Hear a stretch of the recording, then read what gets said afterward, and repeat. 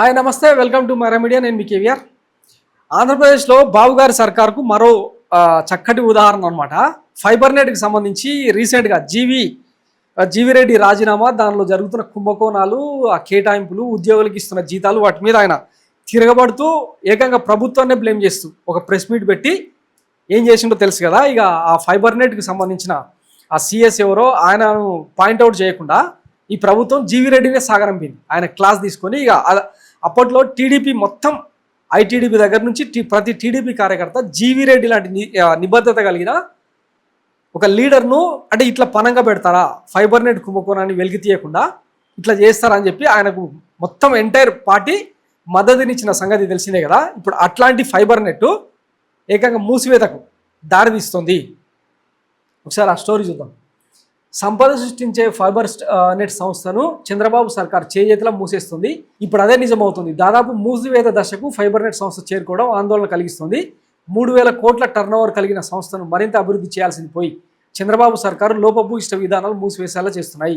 Fibre net chairman పదవికి జీవిరెడ్డి రాజీనామాతోనే ఆ సంస్థ మూసివేతకు కౌంట్డౌన్ మొదలైంది. విచ్చలవిడిగా ఉద్యోగుల తొలగింపు, కొత్త నియామకాలు లేకపోవడంతో వినియోగదారులకు సేవలు ఆగిపోయాయి. అడిగినా పట్టించుకునే దిక్కే లేకుండా పోయింది. ఇప్పుడు రాష్ట్ర వ్యాప్తంగా 2.5 లక్షల కనెక్షన్స్ మాత్రమే ఉన్నాయి.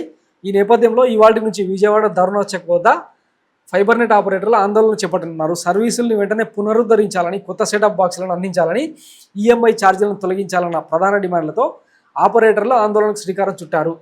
అయితే వెంటిలేటర్కు చేరిన ఫైబర్ నెట్ సంస్థకు ఊపిరిపోవడం అసాధ్యమని సంబంధిత ఉన్నతోద్యోగులు అంటున్నారు. చేతులు గాలాక ఆకులు పట్టుకుంటే ప్రయోజనం ఏంటని వాళ్ళు నిలదీస్తున్నారు. కూటమి సర్కారు వస్తే ఫైబర్ నెట్కు ఎంతో భవిష్యత్తు ఉంటుందని ఆశించిన ఆపరేటర్లు చివరికి అసలుగే ఎసరు వచ్చిందని వాపోతున్నారు. ప్రభుత్వాన్ని నమ్ముకుని లక్షలాది రూపాయలు పెట్టుబడులు పెట్టామని తీవ్రంగా నష్టపోతున్నట్టు గగ్గోలు పెట్టడం గమనార్హం. సంపద సృష్టిస్తామన్న ప్రభుత్వ పెద్దలు వచ్చే ఆదాయాన్ని కూడా ఎలా పోగొట్టుకుంటున్నారో ఆ సంస్థ మూసివేత దిశగా అడుగులు వేయడమే ఇప్పుడు సంచలనంగా మారిందనమాట. సో ఇదే ఫైబర్ నెట్ సంస్థలో జరిగిన కుంభకోణమే. అప్పట్లో సిమెన్స్కు బ్యాక్డోర్లో ఇంచుమించు 380 కోట్ల పైచీలకు ఈ చంద్రబాబు సర్కారు డబ్బులు అప్పగించింది. దాంట్లో ఆ స్థాయిలో ఏర్పాట్లు జరగలేదు అని చెప్పి ఈడీ ఇన్వాల్వ్ అయ్యి ఆ కేసులోని చంద్రబాబును అరెస్ట్ చేసిన సంగతి తెలిసిందే కదా.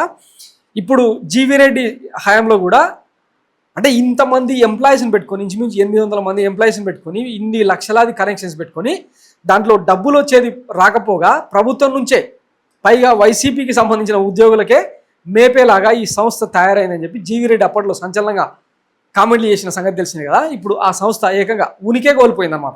అంటే వైసీపీ ఉద్యోగులు అని చెప్పి వైసీపీ ముద్ర వేసిన ఉద్యోగులు, టెక్నీషియన్స్ను తొలగించడంతో ఇక వాటిని చూసి లేడనమాట.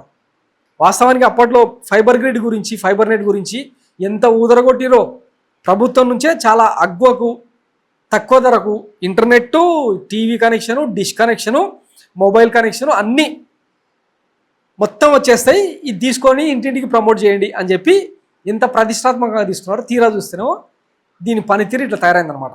సో సంపద సృష్టించే, ముఖ్యంగా అంటే ఆంధ్రప్రదేశ్ ప్రజలకు మేలు చేసి ఇట్లాంటి సంస్థనే మూసివేస్తూ ఉందంటే ఇంకా ఈ ప్రభుత్వం ఎవరి కోసం పనిచేస్తుందో, ఎట్లా పనిచేస్తుందో ఇంక పెద్దగా చెప్పుకోవాల్సిన పని లేదనమాట. Thanks for watching Mara media. నేను మీ కేవీఆర్. Thank you.